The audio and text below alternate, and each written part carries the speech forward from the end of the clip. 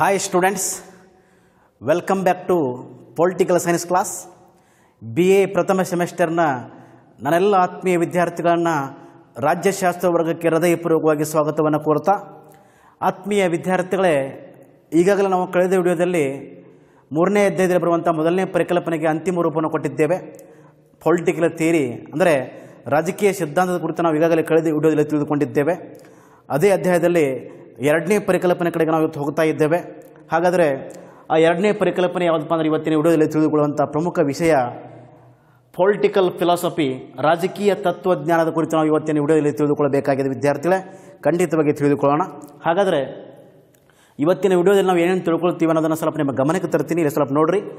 Introduction, ಪೀಠಿಕೆ ಅಥವಾ ಪ್ರಸ್ತಾವನೆ ಬಗ್ಗೆ ನಾವು ತಿಳ್ಕೊಳ್ಬೇಕಾಗಿದೆ. ಖಂಡಿತವಾಗಿ ತಿಳ್ಕೊಳ್ಳೋಣ. Meaning and growth of political philosophy, ರಾಜಕೀಯ ತತ್ವಜ್ಞಾನದ ಅರ್ಥ ಮತ್ತು ಅದರ ಬೆಳವಣಿಗೆ ಬಗ್ಗೆ ಸಂಕ್ಷಿಪ್ತವಾಗಿ ತಿಳ್ಕೊಳ್ಳಿ ವಿದ್ಯಾರ್ಥಿಗಳೇ.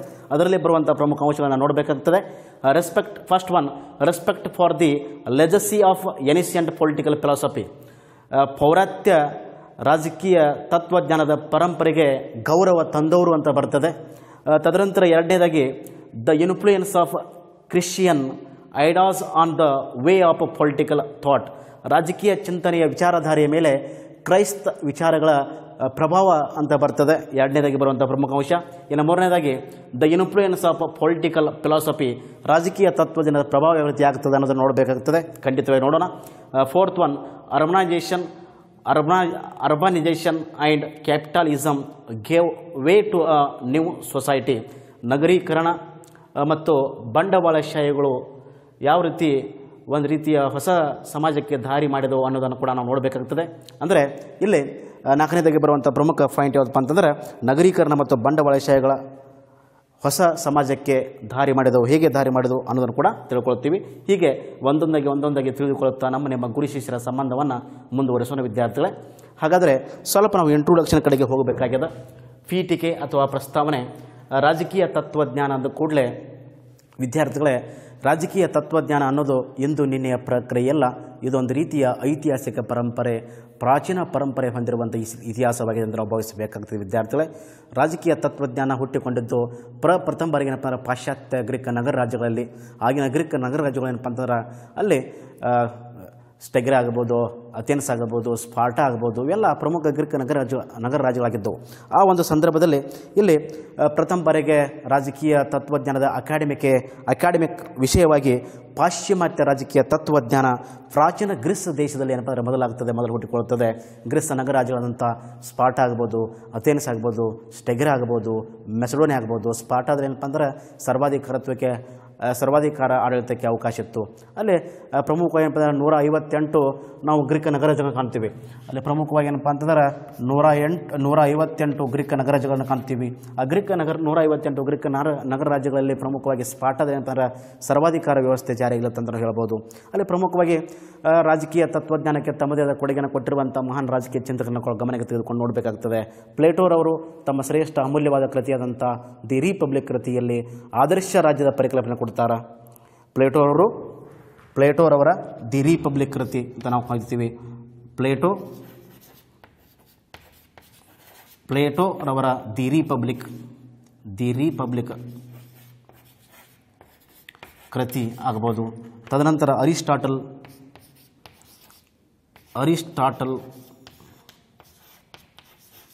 ದಿ ಪೊಲಿಟಿಕ್ಸ್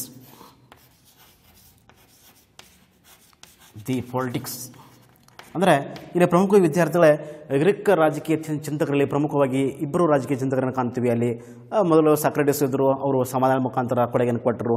ತದನಂತರ ಪ್ಲೇಟೋರವರು ತಮ್ಮ ಶ್ರೇಷ್ಠ ಅಮೂಲ್ಯವಾದ ಕೃತಿಯಾದಂಥ ದಿ ರಿಪಬ್ಲಿಕ್ ಕೃತಿಯಲ್ಲಿ ವಿದ್ಯಾರ್ಥಿಗಳೇ ಆದರ್ಶ ರಾಜ್ಯದ ಪರಿಕಲ್ಪನೆಯನ್ನು ಕೊಡ್ತಾರೆ.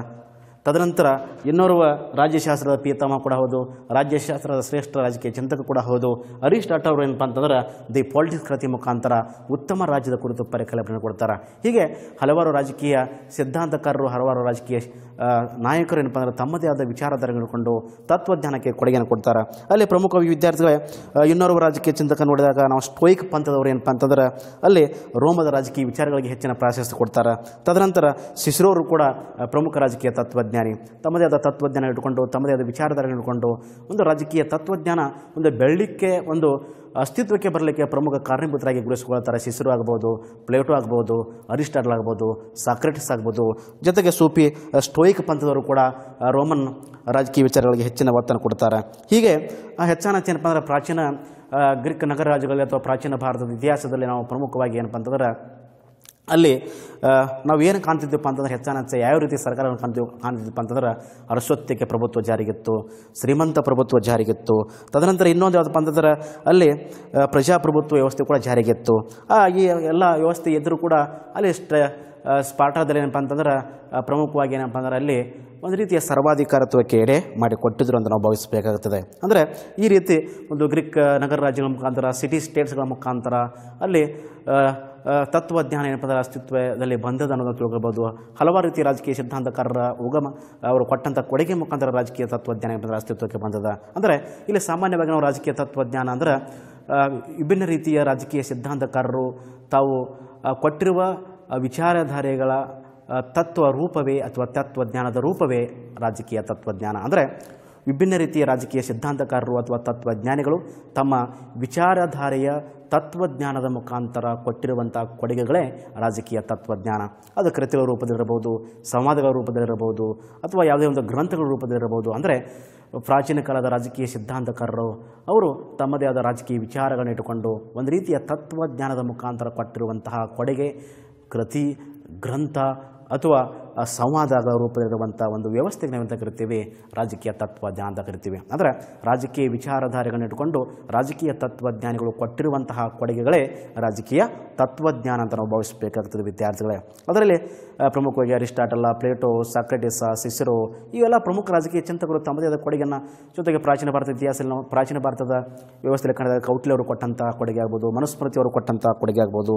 ಇವೆಲ್ಲ ಏನಪ್ಪ ಅಂದ್ರೆ ಪ್ರಮುಖವಾಗಿ ಏನಪ್ಪ ಅಂದ್ರೆ ರಾಜಕೀಯ ತತ್ವಜ್ಞಾನ ಇಟ್ಟುಕೊಂಡು ರಾಜಕೀಯ ವಿಚಾರಗಳನ್ನ ದಾರಿ ಎರೆಯುವಂಥ ಪ್ರಮುಖ ನಾಯಕರಾಗಿ ಗುರುತಿಸಿಕೊಳ್ತಾರೆ, ಪ್ರಮುಖ ಚಿಂತಕರಾಗಿ ಗುರುತಿಸಿಕೊಳ್ತಾರೆ. ಹೀಗೆ ಒಂದು ರಾಜಕೀಯ ತತ್ವಜ್ಞಾನ ಗ್ರೀಸ್ ನಗರ ರಾಜ್ಯಗಳಲ್ಲಿ, ಪ್ರಾಚೀನ ಎನಿಸಿಯಂಟ್ ಗ್ರೀಕ್ ನಗರ ರಾಜ್ಯಗಳಲ್ಲಿ ರಾಜಕೀಯ ತತ್ವಜ್ಞಾನ ಪ್ರಕ್ರಿಯೆ ಪ್ರಾರಂಭ ಆಯಿತು ಅನ್ನೋದನ್ನು ನಾವು ಇಲ್ಲಿ ಗಮನಕ್ಕೆ ತೆಗೆದುಕೊಂಡು ನೋಡಬೇಕಾಗುತ್ತದೆ ವಿದ್ಯಾರ್ಥಿಗಳೇ.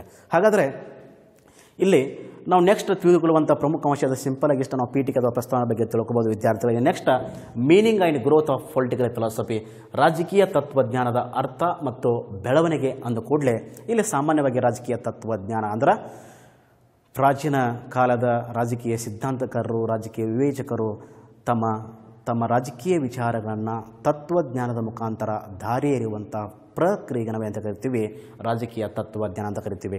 ಅಥವಾ ರಾಜಕೀಯ ತತ್ವಜ್ಞಾನಿಗಳು ತಮ್ಮದೇ ಆದ ರಾಜಕೀಯ ವಿಚಾರಗಳನ್ನು ಇಟ್ಟುಕೊಂಡು ರಾಜಕೀಯಕ್ಕೆ ಅಥವಾ ರಾಜಕೀಯ ಸಿದ್ಧಾಂತಕ್ಕೆ ಕೊಟ್ಟಿರುವಂಥ ಕೊಡುಗೆಗಳೇ ರಾಜಕೀಯ ತತ್ವಜ್ಞಾನ. ಅರ್ಥ ಆಯ್ತು ರೀ? ಅಂದ್ರೆ ರಾಜಕೀಯ ಚಿಂತಕರು, ರಾಜಕೀಯ ವಿವೇಚಕರು, ರಾಜಕೀಯ ಸಿದ್ಧಾಂತಕಾರರು ತಮ್ಮ ರಾಜಕೀಯ ವಿಚಾರಗಳನ್ನು ಇಟ್ಟುಕೊಂಡು ರಚನೆ ಮಾಡಿರುವಂತಹ ತಾತ್ವಿಕ ಗ್ರಂಥಗಳು, ತಾತ್ವಿಕ ಕೃತಿಗಳು, ತಾತ್ವಿಕ ಸಂವಾದಗಳೇ ರಾಜಕೀಯ ತತ್ವಜ್ಞಾನ.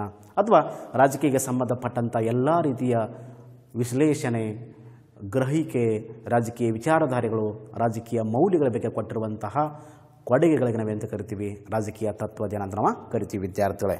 ಹಾಗಾದರೆ ರಾಜಕೀಯ ನಾವು ಪ್ರಮುಖವಾಗಿ ತತ್ವಜ್ಞಾನ ಬೆಳವಣಿಗೆಯಲ್ಲಿ ಪ್ರಮುಖವಾಗಿ ಕಾರಣೀಭೂತವಾದಂಥ ಅಂಶಗಳನ್ನು ನಾವು ಗಮನಕ್ಕೆ ತೆಗೆದುಕೊಂಡು ನೋಡಬೇಕಾಗ್ತದೆ. Some important main factors of the development of or growth of political philosophy. So such as the most important 4 points are there, one by one discussion while going on good relationship between you and me. ಇಲ್ಲಿ ನಾನು ಒಂದೊಂದಾಗಿ ತಿಳಿದುಕೊಳ್ಳುತ್ತಾ ರಾಜಕೀಯ ಸಿದ್ಧಾಂತದ ಬೆಳವಣಿಗೆಯಲ್ಲಿ ಕಾರಣೀಭೂತ ಆಗಿರುವಂಥ ಪ್ರಮುಖ ಅಂಶಗಳನ್ನು ನೋಡಿದಾಗ ಇಲ್ಲಿ ಮೊದಲನೇದಾಗಿ ಬರುವಂಥ ಪ್ರಮುಖ ಅಂಶ ಯಾವುದು ಅಂದರೆ ವಿದ್ಯಾರ್ಥಿಗಳೇ, first one, respect for the legacy of ancient political philosophy. ಪೌರಾತ್ಯ ರಾಜಕೀಯ ತತ್ವಜ್ಞಾನದ ಪರಂಪರೆಗೆ ಗೌರವ ತಂದವರು ಅಂತ ಬರ್ತದೆ. ಹಾಗಾದರೆ ಅದರ ಬಗ್ಗೆ ನಾವು ತಿಳ್ಕೊಳ್ಬೇಕಾಗ್ತದೆ ವಿದ್ಯಾರ್ಥಿಗಳೇ. ಪೌರಾತ್ಯ ರಾಜಕೀಯ ತತ್ವಜ್ಞಾನದ ಪರಂಪರೆಗೆ ಗೌರವ ತಂದವರು ಅಂದ ಕೂಡಲೇ ಇಲ್ಲಿ ಯಾರ್ಯಾರ ಗೌರವ ತರ್ತಾರ ಅನ್ನೋದನ್ನು ನೋಡಬೇಕಾಗ್ತದೆ. ಅಂದರೆ ಪೌರಾತ್ಯ ರಾಜಕೀಯ ಚಿಂತನೆಗೆ, ಪೌರಾತ್ಯ ರಾಜಕೀಯ ತತ್ವಜ್ಞಾನದ ಪರಂಪರೆಗೆ ತಮ್ಮದೇ ಆದ ವಿಶೇಷವಾದ ಕೊಡುಗೆಗಳನ್ನು ಇಟ್ಕೊಂಡು, ಚಿಂತನೆಗಳು ಇಟ್ಟುಕೊಂಡು, ರಾಜಕೀಯ ವಿಚಾರಗಳನ್ನು ಇಟ್ಟುಕೊಂಡು ಕೊಡುಗೆಯನ್ನು ಕೊಡ್ತಾರ. ಗೌರವನ ತಂದವರಲ್ಲಿ ಪ್ರಮುಖವಾಗಿ ಕಾರಣೀಭೂತರಾದ ಯಾರಪ್ಪ ಅಂತಂದ್ರೆ ಚೀನಾದ ಕನ್ಫ್ಯೂಸಿಯಸ್. ಇಲ್ಲಿ ಸಿಂಪಲ್ ಆಗಿ ಒಂದು ಇಬ್ಬರು ಜನ ಬರೆದಿರ್ತಾರೆ, ಭಾಳ ಬರೋದಿಲ್ಲ. ಚೀನಾದ ಕನ್ಫ್ಯೂಸಿಯಸ್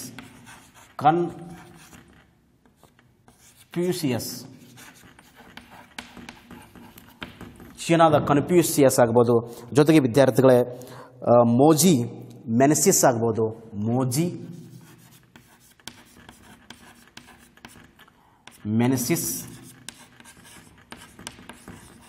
ಇವರೆಲ್ಲ ಏನಪ್ಪ ಅಂತಂದರೆ ಒಂದು ಪೌರಾತ್ಯ ರಾಜಕೀಯ ತತ್ವಜ್ಞಾನಕ್ಕೆ ತಮ್ಮದೇ ಆದ ಕೊಡುಗೆಯನ್ನು ಕೊಟ್ಟು ಚೀನಾದ ಕನ್ಫ್ಯೂಷಿಯಸ್ ಆಗ್ಬೋದು, ಮೋಜಿ ಆಗ್ಬೋದು, ಮೆನೆಸಿಸ್ ಆಗ್ಬೋದು. ಹಾಗೂ ಭಾರತದಲ್ಲಿ ಮನುಸ್ಮೃತಿ ಕೂಡ ಒಂದು ಕಾಯ್ದೆ ಕ್ಷೇತ್ರಕ್ಕೆ ಅಪರೂಪದ ಕೊಡುಗೆಯನ್ನು ಕೊಟ್ಟದ ಮನುಸ್ಮೃತಿ, ಒಂದು ರೀತಿಯ ಕಾಯ್ದೆಯ ಕ್ಷೇತ್ರಕ್ಕೆ ಅಪರೂಪವಾದ ಕೊಡುಗೆಯನ್ನು ಕೊಟ್ಟದ ಮನುಸ್ಮೃತಿ ಆಗ್ಬೋದು. ಇನ್ನೊಂದು ತಿಳ್ಕೊಳ್ಳಿ, ಮನುಸ್ಮೃತಿ ಕಾಯ್ದೆ ಕ್ಷೇತ್ರಕ್ಕೆ ಅಪರೂಪವಾದ ಕೊಡುಗೆಯನ್ನು ಕೊಟ್ಟಿರುವುದರಲ್ಲಿ ಪ್ರಮುಖವಾದ ಪಾತ್ರ ವಹಿಸ್ತದೆ. ಹಾಗೆಯೇ ಕೌಟಿಲ್ಯ ಒಬ್ಬ ಶ್ರೇಷ್ಠ ರಾಜಕೀಯ ಚಿಂತಕ ಕೂಡ ಹೌದು, ಆರ್ಥಿಕ ತಜ್ಞ ಕೂಡ ಹೌದು, ಆರ್ಥಿಕ ಚಿಂತಕ ಕೂಡ ಹೌದು. ಕೌಟಿಲ್ಯ ತಮ್ಮ ಶ್ರೇಷ್ಠವಾದ ಅಮೂಲ್ಯವಾದ ಕೃತಿಯಾದಂಥ ದಿ ಪ್ರಿನ್ಸ್ ಕೃತಿಯಲ್ಲಿ ಒಂದು ರೀತಿಯ ತತ್ವಜ್ಞಾನದ ಕುರಿತು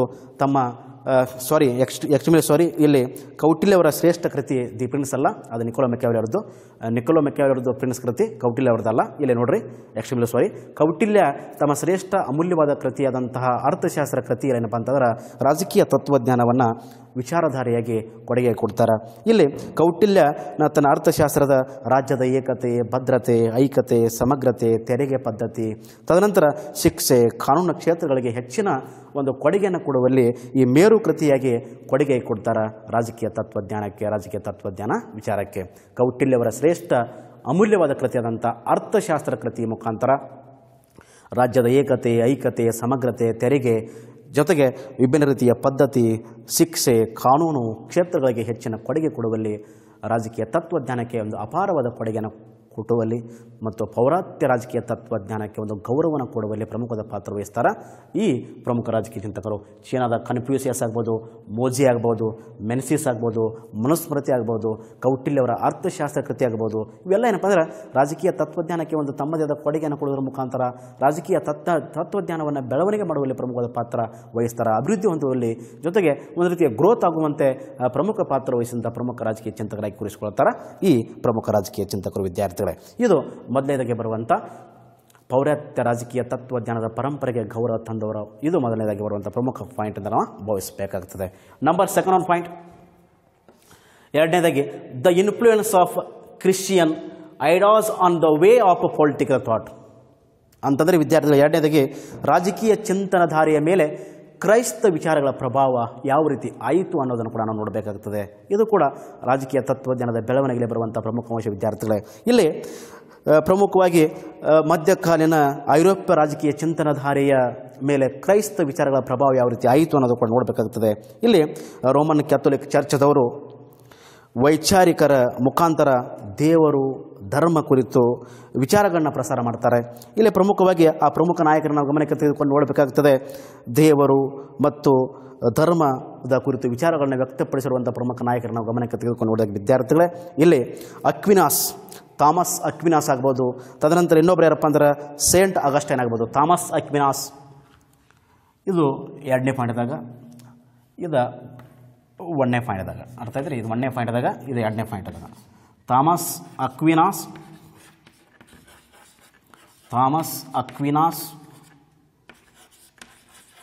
ಸೇಂಟ್ ಅಗಸ್ಟೈನ್.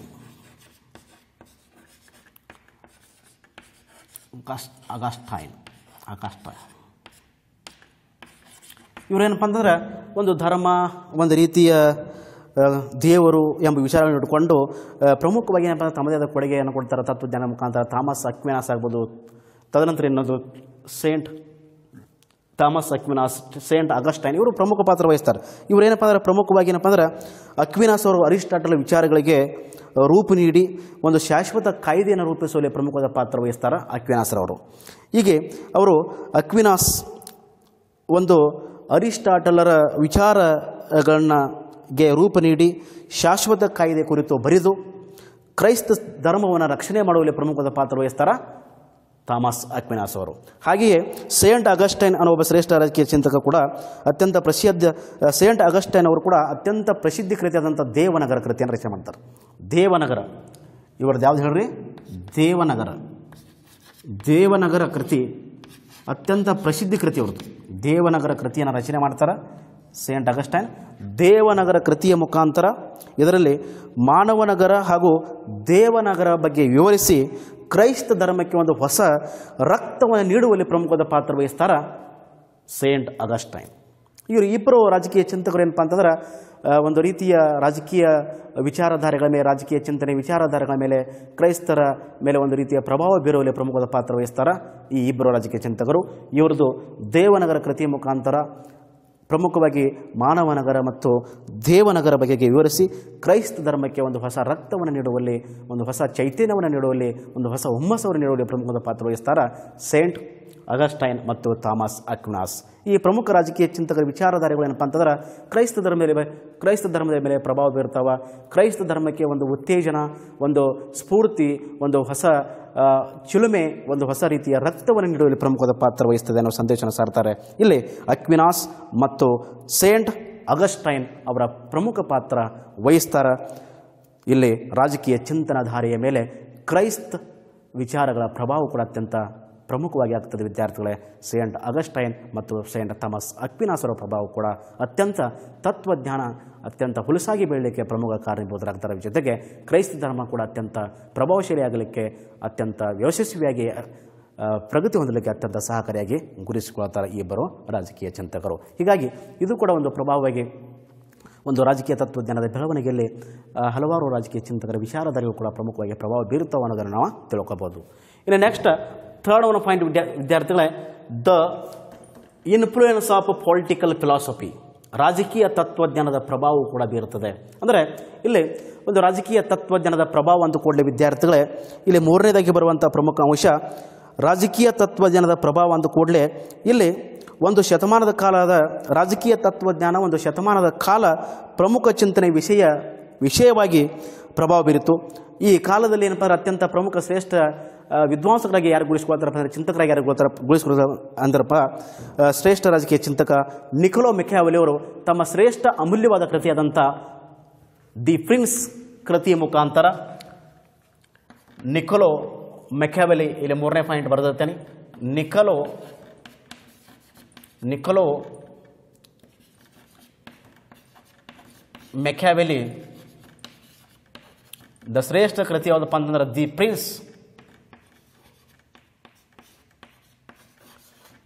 ಪ್ರಿನ್ಸ್ ಕೃತಿಯ ಮುಖಾಂತರ ತಮ್ಮದೇ ಆದ ಕೊಡುಗೆಯನ್ನು ಕೊಡುವಲ್ಲಿ ಕೂಡ ಪ್ರಮುಖವಾದ ಪಾತ್ರ ವಹಿಸ್ತಾರೆ. ನಿಕೊಲೋ ಮೆಕ್ಯಾವೆಲಿ ತನ್ನ ದಿ ಪ್ರಿನ್ಸ್ ಕೃತಿಯ ಮೂಲಕ ರಾಜಕೀಯ ಹಾಗೂ ಧರ್ಮ ನೀತಿಗೆ ಯಾವುದೇ ರೀತಿಯ ಸಂಬಂಧವಿಲ್ಲ ಅನ್ನೋದನ್ನು ಸಾರ್ತಾರೆ. ರಾಜಕೀಯಕ್ಕೂ ಹಾಗೂ ಧರ್ಮಕ್ಕೆ ಯಾವುದೇ ರೀತಿಯ ಸಂಬಂಧವಿಲ್ಲ ಎಂಬ ಸಂದೇಶವನ್ನು ಸಾರ್ತಾರೆ ನಿಕೊಲೋ ಮೆಕ್ಯಾವೆಲಿ ಅವರು ತಮ್ಮ ಶ್ರೇಷ್ಠ ಕೃತಿಯಾದಂಥ ದಿ ಪ್ರಿನ್ಸ್ ಕೃತಿಯಲ್ಲಿ. ಹಾಗೆಯೇ ಇನ್ನೋರ್ವ ರಾಜಕೀಯ ಚಿಂತಕ, ಇಂಗ್ಲೆಂಡ್ದ ತತ್ವಜ್ಞಾನಿ, ಇಂಗ್ಲೆಂಡ್ದ ರಾಜಕೀಯ ಚಿಂತಕ ಥಾಮಸ್ ಹಾಬ್ಸ್ ತನ್ನ ಶ್ರೇಷ್ಠ ಕೃತಿಯಾದಂಥ ಲೇವಿಯಾತನ್, ಥಾಮಸ್ ಹಾಬ್ಸ್, ಇನ್ನೊಬ್ಬರು ಯಾರಪ್ಪ ಅಂದ್ರೆ ಥಾಮಸ್ ಹಾಬ್ಸ್ ತಮ್ಮ ಶ್ರೇಷ್ಠ ಕೃತಿಯಾದಂತಹ ಲೇವಿಯಾತನ್,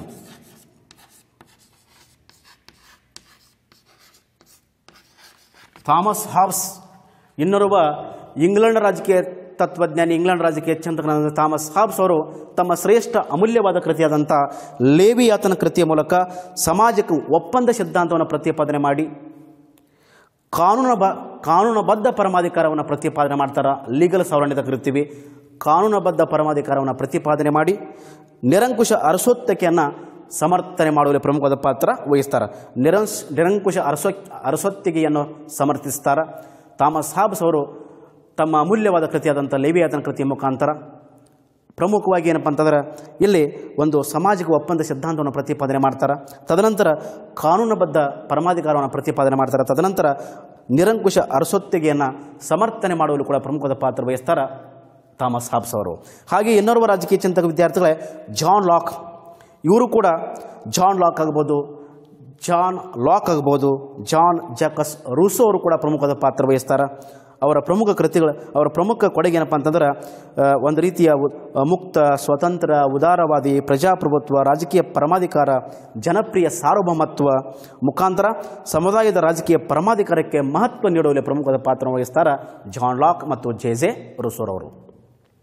ಒಂದು ಸ್ವತಂತ್ರ, ಒಂದು ರೀತಿಯ ಮುಕ್ತ, ಉದಾರವಾದಿ ಸಮಾಜ, ಪ್ರಜಾಪ್ರಭುತ್ವ, ಜನತಾ ಪರಮಾಧಿಕಾರ, ಜೊತೆಗೆ ರಾಜಕೀಯ ಪರಮಾಧಿಕಾರವನ್ನು ಪ್ರತಿಪಾದನೆ ಮಾಡುವಲ್ಲಿ ಪ್ರಮುಖವಾದ ಪಾತ್ರ ವಹಿಸ್ತಾರ ಜೆ ರೂಸೋ ಮತ್ತು ಜಾನ್ ಲಾಕ್ ಅವರ ರಾಜಕೀಯ ಪರಮಾಧಿಕಾರ ಆಗ್ಬೋದು, ಜೆ ರೂಸೋ ಅವರ ಒಂದು ಜನತಾ ಪರಮಾಧಿಕಾರ ಆಗ್ಬೋದು. ಇವುಗಳ ಮುಖಾಂತರ ಏನಪ್ಪ ಅಂದರೆ ತಮ್ಮದೇ ಆದ ಕೊಡುಗೆಯನ್ನು ನೀಡಿ ಸಾಮಾಜಿಕ ಒಪ್ಪಂದ ಸಿದ್ಧಾಂತವನ್ನು ಪ್ರತಿಪಾದನೆ ಮಾಡಿ ಅಲ್ಲಿ ತಮ್ಮದೇ ಆದ ಕೊಡುಗೆಯನ್ನು ನೀಡುವಲ್ಲಿ ಒಂದು ರಾಜಕೀಯ ತತ್ವಜ್ಞಾನ ಅತ್ಯಂತ ಹುಲಸಾಗಿ ಬೆಳೆಯುವಲ್ಲಿ ಪ್ರಮುಖ ಪಾತ್ರ ವಹಿಸ್ತಾರ ಥಾಮಸ್ ಹಾಬ್ಸ್ ಆಗ್ಬೋದು, ಜೆ ರೂಸೋ ಆಗ್ಬೋದು, ಜಾನ್ ಲಾಕ್ ಆಗ್ಬೋದು, ನಿಕೋಲೋ ಮೆಕ್ಯಾವೆಲಿ ಆಗ್ಬೋದು. ಇವರೆಲ್ಲ ಒಂದು ಪ್ರಮುಖ ಪಾತ್ರಧಾರಿಗಳಾಗಿ ಪ್ರಮುಖ ರಾಜಕೀಯ ತತ್ವಜ್ಞಾನಕ್ಕೆ ತಮ್ಮದೇ ಆದ ಕೊಡುಗೆಯನ್ನು ಕೊಡುವಲ್ಲಿ ಒಂದು ಅತ್ಯಂತ ಅವಿಸ್ಮರಣೀಯವಾದ ಕೊಡುಗೆಯನ್ನು ಕೊಡುವಲ್ಲಿ ಪ್ರಮುಖವಾದ ಪಾತ್ರ ವಹಿಸ್ತಾರ ಈ ಪ್ರಮುಖ ರಾಜಕೀಯ ಚಿಂತಕರು ವಿದ್ಯಾರ್ಥಿಗಳೇ. ಹೀಗಾಗಿ ಒಂದು ರಾಜಕೀಯ ತತ್ವಜ್ಞಾನದ ಪ್ರಭಾವದ ಮುಖಾಂತರ ರಾಜಕೀಯ ತತ್ವಜ್ಞಾನ ಅತ್ಯಂತ ವ್ಯವಸ್ಥಿತವಾಗಿ ಕ್ರಮಬದ್ಧವಾಗಿ ರಾಜಕೀಯ ತತ್ವಜ್ಞಾನ ಇವತ್ತು ಬೆಳೆದು ನಿಂತಿದೆ ಅಂತ ನಾವು ಭಾವಿಸಬೇಕಾಗ್ತದೆ. ನಿಕೋಲೋ ಮೆಕ್ಯಾವೆಲಿ ಪಾತ್ರ, ಥಾಮಸ್ ಹಾಬ್ಸ್ ಆಗ್ಬೋದು, ಜಾನ್ ಲಾಕ್ ಆಗ್ಬೋದು, ಜೆ ರೂಸೋ ಅವರ ಪಾತ್ರ ಕೂಡ ಅತ್ಯಂತ ವಿಸ್ಮರಣೆಯಾಗಿದೆ ವಿದ್ಯಾರ್ಥಿಗಳೇ. ಇಲ್ಲಿ ರಾಜಕೀಯ ತತ್ವಜ್ಞಾನ ಒಂದು ಹೊಲಸಾಗಿ ಬೆಳಲಿಕ್ಕೆ ಕಾರಣ. ಇದು ಕೂಡ ಇನ್ನೊಂದು ಪ್ರಮುಖ ಅಂಶ ಅಂತ ನಾವು ಭಾವಿಸಬೇಕಾಗ್ತದೆ. ರಾಜಕೀಯ ತತ್ವಜ್ಞಾನದ ಉಗಮ ಅಥವಾ ಬೆಳವಣಿಗೆಯಲ್ಲಿ ಇದು ಕೂಡ ಪ್ರಮುಖ ಪಾತ್ರ ವಹಿಸುವಂಥ ಅಂಶ ಅಂತ ನಾವು ಭಾವಿಸಬೇಕಾಗ್ತದೆ ವಿದ್ಯಾರ್ಥಿಗಳೇ. ಇನ್ನು next last one point, urbanization and capitalism gave way to a new society ಅಂತಂದ್ರೆ ನಾಲ್ಕನೇದಾಗಿ ಬರುವಂಥ ಪ್ರಮುಖ ಅಂಶ ನಗರೀಕರಣ ಮತ್ತು ಬಂಡವಾಳಶಾಹಿಗಳ ಹೊಸ ಸಮಾಜಕ್ಕೆ ದಾರಿ ಮಾಡಿದವು. ನಗರೀಕರಣ ಮತ್ತು ಬಂಡವಾಳಶಾಹಿಗಳು ಹೊಸ ಸಮಾಜಕ್ಕೆ ದಾರಿ ಮಾಡಿದವು. ಇದು ನಾಲ್ಕನೇ ಪಾಯಿಂಟ್ರೆ, ನಗರೀಕರಣ ಮತ್ತು ಬಂಡವಾಳಶಾಹಿಗಳು ಹೊಸ ಸಮಾಜಕ್ಕೆ ದಾರಿ ಮಾಡಿದವು. ಯಾವ ರೀತಿ ದಾರಿ ಮಾಡಿದವು ಅನ್ನೋದನ್ನು ಸ್ವಲ್ಪ ನಾವು ನೋಡಬೇಕಾಗ್ತದೆ. ಇಲ್ಲಿ ವೈಜ್ಞಾನಿಕ ಹಾಗೂ ಔದ್ಯೋಗಿಕ ಕ್ರಾಂತಿಯ ನಂತರ ನಗರೀಕರಣ ಮತ್ತು ಬಂಡವಾಳಶಾಹಿಗಳು ಹೊಸ ಸಮಾಜವನ್ನು ನಿರ್ಮಿಸುವಲ್ಲಿ ಪ್ರಮುಖವಾದ ಪಾತ್ರ ವಹಿಸುತ್ತವೆ ಅನ್ನೋದನ್ನು ನಾವು ಅರಿತುಕೊಳ್ಳಬೇಕಾಗ್ತದೆ ವಿದ್ಯಾರ್ಥಿಗಳೇ. ಇಲ್ಲಿ ಪ್ರಮುಖವಾಗಿ ಏನಪ್ಪ ಅಂದ್ರೆ ನಾವು ಗಮನಕ್ಕೆ ತೆಗೆದುಕೊಂಡು ನೋಡಿದಾಗ 19ನೇ ಶತಮಾನದ ಮಧ್ಯಕಾಲದಲ್ಲಿ ಕಾರ್ಲ್ ಮಾರ್ಕ್ಸ್ ಹಾಗೂ ಫ್ರೆಡ್ರಿಕ್ ಎಂಜಲ್ಸ್ ಇವರು ಕೂಡಿಕೊಂಡು ಕಮ್ಯುನಿಸ್ಟ್ ಮ್ಯಾನಿಫೆಸ್ಟೋ ಕೃತಿಯನ್ನು ರಚನೆ ಮಾಡ್ತಾರೆ. ಈ ಕಮ್ಯುನಿಸ್ಟ್ ಮ್ಯಾನಿಫೆಸ್ಟೋ ಕೃತಿ ಏನಪ್ಪ ಅಂತಂದ್ರೆ ಒಂದು ರೀತಿಯ ಸಮತಾವಾದವನ್ನು ಪ್ರತಿಪಾದನೆ ಮಾಡುವಲ್ಲಿ ಪ್ರಮುಖವಾದ ಪಾತ್ರ ವಹಿಸ್ತಿತ್ತು. ಕಾರ್ಲ್ ಮಾರ್ಕ್ಸ್ ಮತ್ತು ಇನ್ನೊಬ್ಬರು ಯಾರಪ್ಪ ಅಂತಂದ್ರೆ ಫ್ರೆಡ್ರಿಕ್ ಎಂಜಲ್ಸ್ ಇವರು ಕೂಡಿಕೊಂಡು ಕಮ್ಯುನಿಸ್ಟ್ ಮ್ಯಾನಿಫೆಸ್ಟೋ ಮೂಲಕ ಸಮತಾವಾದ ಬಂಡವಾಳಶಾಹಿ ಜಗತ್ತಿನಲ್ಲಿ ಬಿರುಗಾಳಿ ಎಬ್ಬಿಸಿತು. ಸಮತಾವಾದ ಹಾಗೂ ಟ್ರೇಡ್ ಯೂನಿಯನ್ಗಳು ಕಾರ್ಮಿಕರ ಬಲವರ್ಧನೆಗೆ ಹೆಚ್ಚು ಒತ್ತು ಕೊಟ್ಟರು. ಇವೆಲ್ಲ ಏನಪ್ಪ ಅಂದ್ರೆ ಕಾರ್ಮಿಕರ ಬಲವರ್ಧನೆಗೆ, ಕಾರ್ಮಿಕರ ಏಳಿಗೆ, ಕಾರ್ಮಿಕರ ಹಿತಾಸಕ್ತಿ, ಕಾರ್ಮಿಕರ ಕಲ್ಯಾಣವನ್ನು ಬಯಸುವ ದೃಷ್ಟಿಕೋನ ಇಟ್ಟುಕೊಂಡು ಸಮತಾವಾದ ಸಿದ್ಧಾಂತ ಏನಪ್ಪ ಅಂದ್ರೆ ಕಾರ್ಲ್ ಮಾರ್ಕ್ಸ್ ಅವರ ಸಮತಾವಾದ ಸಿದ್ಧಾಂತ ಕಾರ್ಮಿಕರ ಏಳಿಗೆಗೆ ಹೆಚ್ಚಿನ ಒತ್ತು ಕೊಡುವಲ್ಲಿ ಪ್ರಮುಖವಾದ ಪಾತ್ರ ವಹಿಸಿತು ಅನ್ನೋದನ್ನು ಕೂಡ ಅರಿತುಕೊಳ್ಳಬೇಕಾಗುತ್ತದೆ. ತದನಂತರ 1917ರ ರಷ್ಯಾ ಕ್ರಾಂತಿಯ ನಂತರ ಯುರೋಪಿನ ಅನೇಕ ದೇಶಗಳಲ್ಲಿ ಕ್ರಾಂತಿಯಾದವು. ಎರಡನೇ ಮಹಾಯುದ್ಧದ ನಂತರ ಜಗತ್ತು ವಿಭಜನೆಗೊಂಡಿತು. ಬಂಡವಾಳಶಾಹಿ ಹಾಗೂ ಸಮತಾವಾದಿ ರಾಷ್ಟ್ರಗಳಾದವು. ಪ್ರಜಾಪ್ರಭುತ್ವ ಗಟ್ಟಿಯಾಗಿ ಬೇರೂರಿತು. ಇಲ್ಲಿ ಪ್ರಮುಖವಾಗಿ ಏನಪ್ಪ ಅಂದ್ರೆ ಕಾರ್ಲ್ ಮಾರ್ಕ್ಸ್ ಮತ್ತು ಇನ್ನವರ ಫ್ರೆಡ್ರಿಕ್ ಎಂಜಲ್ಸ್ ಇವರ ಕಮ್ಯುನಿಸ್ಟ್ ಮ್ಯಾನಿಫೆಸ್ಟೋ ಒಂದು ಕೃತಿಯ ಮುಖಾಂತರ, ಒಂದು ಗ್ರಂಥದ ಮುಖಾಂತರ ಸಮತಾವಾದ ಜೊತೆಗೆ ಇನ್ನೊಂದು ಟ್ರೇಡ್ ಯೂನಿಯನ್ಗಳು ಇವರು ಕಾರ್ಮಿಕರ ಏಳಿಗೆ, ಕಾರ್ಮಿಕರ ಹಿತಾಸಕ್ತಿಯನ್ನು ಬಯಸುವಲ್ಲಿ ಪ್ರಮುಖವಾದ ಪಾತ್ರ ವಹಿಸುವುದು ಅನ್ನುವ ಸಂದೇಶವನ್ನು ಸಮತಾವಾದ ಸಿದ್ಧಾಂತದಲ್ಲಿ ಕಾರ್ಲ್ ಮಾರ್ಕ್ಸ್ ಮತ್ತು ಫ್ರೆಡ್ರಿಕ್ ಎಂಜಲ್ಸ್ ಕಮ್ಯುನಿಸ್ಟ್ ಮ್ಯಾನಿಫೆಸ್ಟೋ ಕೃತಿಯ ಮುಖಾಂತರ, ಕಮ್ಯುನಿಸ್ಟ್ ಮ್ಯಾನಿಫೆಸ್ಟೋ ಎಂಬ ಗ್ರಂಥದ ಮುಖಾಂತರ ಒಂದು ತತ್ವಜ್ಞಾನಿಕ ವಿಚಾರಗಳನ್ನ ದಾರಿ ಇರುವ ದೃಷ್ಟಿಕೋನ ಇಟ್ಟುಕೊಂಡು ಕಾರ್ಮಿಕರ ಏಳಿಗೆ, ಕಾರ್ಮಿಕರ ಹಿತಾಸಕ್ತಿಯನ್ನು ಬಯಸುವ ದೃಷ್ಟಿಕೋನ ಇಟ್ಟುಕೊಂಡು ತದನಂತರ ಪ್ರಮುಖವಾಗಿ ಬಂಡವಾಳಶಾಹಿ ಹಾಗೂ ಸಮತಾವಾದ ಪ್ರಭುತ್ವವನ್ನು ಅಲ್ಲಿ ರೂಪಿಸುವ ದೃಷ್ಟಿಕೋನ ಇಟ್ಟುಕೊಂಡು ಒಂದು ರೀತಿಯ ಅಮೂಲ್ಯವಾದ ಕೊಡುಗೆಯನ್ನು ಕೊಡಲು ಕೂಡ ಪ್ರಮುಖವಾದ ಪಾತ್ರ ವಹಿಸ್ತಾರ ಫ್ರೆಡ್ರಿಕ್ ಎಂಜಲ್ಸ್ ಮತ್ತು ಕಾರ್ಲ್ ಮಾರ್ಕ್ಸ್ ಅವರ ಸಮತಾವಾದ. ತದನಂತರ ಕಮ್ಯುನಿಸ್ಟ್ ಮ್ಯಾನಿಫೆಸ್ಟೋ ಕೃತಿಗಳು, ಗ್ರಂಥಗಳು ಕೂಡ ತತ್ವಜ್ಞಾನಗಳು ಕೂಡ ಒಂದು ರಾಜಕೀಯ ತತ್ವಜ್ಞಾನ ಅತ್ಯಂತ ವ್ಯವಸ್ಥಿತವಾಗಿ ಹಂತ ಹಂತವಾಗಿ ಬೆಳಲಿಕ್ಕೆ ಕಾರಣೀಭೂತವಾದಂಥ ತತ್ವಜ್ಞಾನರಾಗಿ ಅಂತ ನಾವು ಭಾವಿಸಬೇಕಾಗುತ್ತದೆ. ಫ್ರೆಡ್ರಿಕ್ ಎಂಜಲ್ಸ್ ಮತ್ತು ಕಾರ್ಲ್ ಮಾರ್ಕ್ಸರ ಕೊಡುಗೆ ಕೂಡ ಅತ್ಯಂತ ಅಪಾರವಾಗಿದೆ. ರಾಜಕೀಯ ತತ್ವಜ್ಞಾನ ಹೊಲಸಾಗಿ ಬೆಳೆಯುವಲ್ಲಿ ಕೂಡ ಇವರ ಪಾತ್ರ ಕೂಡ ಅತ್ಯಂತ ವಿಸ್ಮರಣೆ ಆಗಿದೆ ಅಂತ ನಾವು ಭಾವಿಸಬೇಕಾಗುತ್ತದೆ. ಇಟ್ಟು ನಾವು ಪ್ರಮುಖವಾಗಿ ವಿದ್ಯಾರ್ಥಿಗಳೇ ರಾಜಕೀಯ ತತ್ವಜ್ಞಾನದ ಅರ್ಥ ಮತ್ತು ಅದರ ಸಂಕ್ಷಿಪ್ತವಾಗಿ ಬೆಳವಣಿಗೆ ಬಗ್ಗೆ ನಾವು ತಿಳ್ಕೊಬೋದು. ಇದು ಕೂಡ ಎಕ್ಸಾಮ್ ದೃಷ್ಟಿಯಿಂದ ಬಹಳ ಮಹತ್ವ ಐತಿ ವಿದ್ಯಾರ್ಥಿಗಳೇ. ಇದು ಕೂಡ ಈ ಪರಿಕಲ್ಪನೆ ಇನ್ನೂ ಕೂಡ ಇದು ಪೂರ್ಣಗೊಂಡಿಲ್ಲ. ಈಗ ಜಸ್ಟ್ ನಾವು ಏನು ತಿಳ್ಕೊಂಡಿದ್ದಪ್ಪ ಅಂದರೆ ಇವತ್ತಿನ ವಿಡಿಯೋದಲ್ಲಿ ರಾಜಕೀಯ ತತ್ವಜ್ಞಾನದ ಅರ್ಥ ಮತ್ತು ಅದರ ಸಂಕ್ಷಿಪ್ತವಾಗಿ ಅದರ ಬೆಳವಣಿಗೆ ಬಗ್ಗೆ ತಿಳ್ಕೊಂಡಿದ್ದೇವೆ. ಇನ್ನೂ ಈ ಪರಿಕಲ್ಪನೆ ಮುಕ್ತಾಯಗೊಂಡಿಲ್ಲ. ಇನ್ನೊಂದು ಕ್ಲಾಸ್ ನಾನು ತೆಗೆದುಕೊಳ್ತೇನೆ ಈ ಪರಿಕಲ್ಪನೆಯ ದೃಷ್ಟಿಯಿಂದ. ಇಷ್ಟು ನಾವು ಇವತ್ತಿನ ವಿಡಿಯೋದಲ್ಲಿ ರಾಜಕೀಯ ತತ್ವಜ್ಞಾನದ ಅರ್ಥ ಮತ್ತು ಅದರ ಬೆಳವಣಿಗೆ ಬಗ್ಗೆ ತಿಳ್ಕೊಬೋದು ವಿದ್ಯಾರ್ಥಿಗಳೇ. ಇನ್ನೂ ಇದರ ಪರಿಕಲ್ಪನೆ ಅಪೂರ್ಣದ, ಇದು ಪೂರ್ಣಗೊಂಡಿಲ್ಲ. ಇದರ ಮುಂದಿನ ಇದೇ ಪರಿಕಲ್ಪನೆಯಲ್ಲಿ ಬರುವಂಥ ಮುಂದಿನ ಭಾಗ ರಾಜಕೀಯ ಸಿದ್ಧಾಂತ ಹಾಗೂ ರಾಜಕೀಯ ತತ್ವಜ್ಞಾನದ ವ್ಯತ್ಯಾಸಗಳು, differences between political theory and political philosophy. ಅದನ್ನು ಮುಂದಿನ ವಿಡಿಯೋದಲ್ಲಿ ತೆಗೆದುಕೊಂಡು ಬರ್ತೀನಿ. ಇನ್ನೂ ಇದು ಪೂರ್ಣಗೊಂಡಿಲ್ಲ. ಆ ವ್ಯತ್ಯಾಸಗಳನ್ನು, ರಾಜಕೀಯ ಸಿದ್ಧಾಂತ ಮತ್ತು ರಾಜಕೀಯ ತತ್ವಜ್ಞಾನದ ನಡುವಿನ ವ್ಯತ್ಯಾಸಗಳು ಅಥವಾ ರಾಜಕೀಯ ತತ್ವಜ್ಞಾನದ ವ್ಯತ್ಯಾಸಗಳು ಯಾವ್ಯಾವ ಅನ್ನೋದನ್ನು ಮುಂದಿನ ವಿಡಿಯೋದಲ್ಲಿ ತೆಗೆದುಕೊಂಡು ಬರ್ತೀನಿ. ಹೊಸ ಪಾಯಿಂಟ್ ಬಂದಿರ್ತಾವೆ, ಅವುಗಳನ್ನು ಮುಂದಿನ ವಿಡಿಯೋದಲ್ಲಿ ತೆಗೆದುಕೊಂಡು ಬರ್ತೀನಿ. ಇವತ್ತಿನ ವಿಡಿಯೋದಲ್ಲಿ ತಿಳ್ಕೊಬೋದು. ಅರ್ಥ ಆಯ್ತಾರೆ? ಇದು ಕೂಡ ಎಕ್ಸಾಮ್ ದರ್ಶನ ಭಾಳ ಮಹತ್ವತಿ.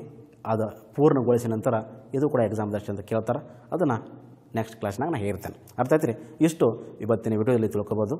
ಅರ್ಥ ಆಯ್ತು ರೀ? ಮುಂದಿನ ವಿಡಿಯೋದಲ್ಲಿ ಇದರ ವ್ಯತ್ಯಾಸಗಳನ್ನು ತೆಗೆದುಕೊಂಡು ಬರುತ್ತೇನೆ. ಅಲ್ಲಿವರೆಗೆ ತಮ್ಮೆಲ್ಲರಿಗೂ ನಮಸ್ಕಾರಗಳು. Thank you.